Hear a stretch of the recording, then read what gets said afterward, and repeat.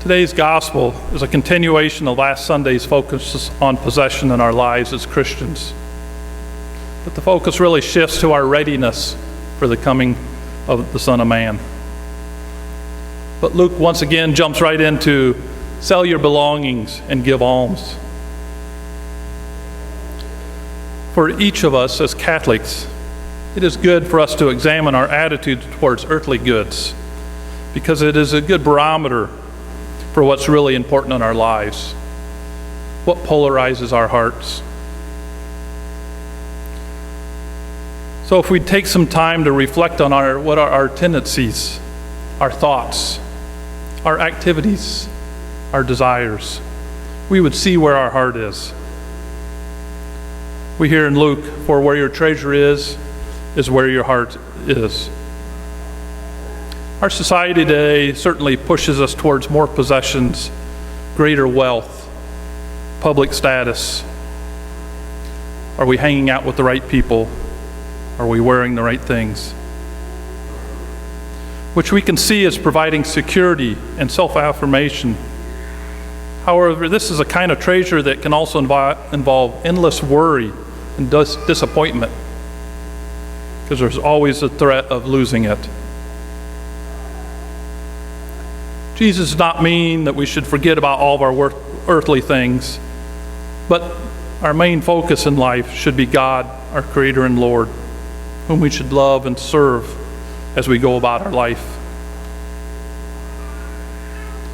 So I'd ask you to think about your past week, or as you're going forward to think about this coming week. How much time do you spend worrying about what your status is?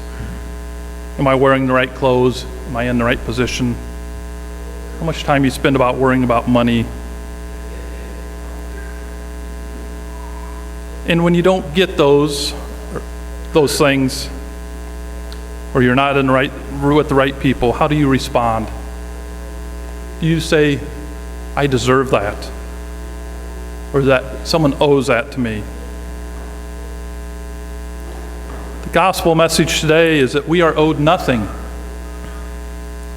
Everything is a gift. And if we think about the Bible as a whole, isn't that what the message really is? Everything we receive is a gift.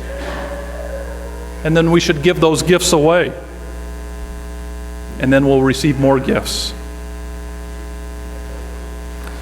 Jesus' parable this morning about his servant expecting his master. If that servant, because of the master's delay, starts to go down the wrong path, he becomes self-indulgent, all about himself. Isn't that what happens when we let our hearts go astray? What about the good servant? The one who waits for his master's return.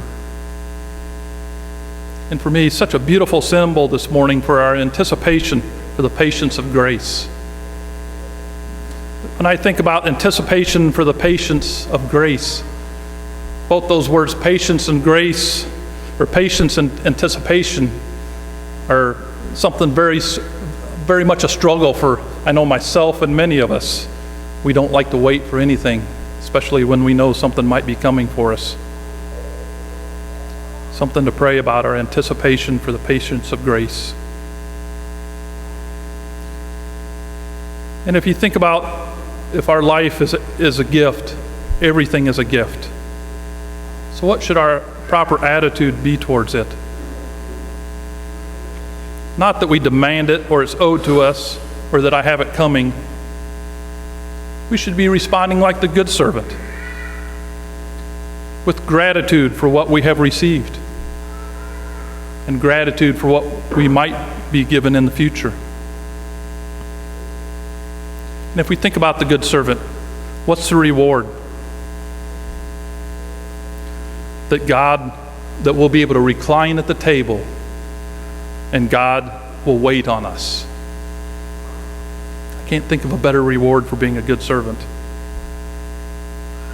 So as we strive each day to be a good servant, to learn how to give our life away, I challenge you this upcoming week as you begin your day to give it some thought to, what's my opportunities to love someone today? Or what's my opportunity of the gift that I can give to somebody?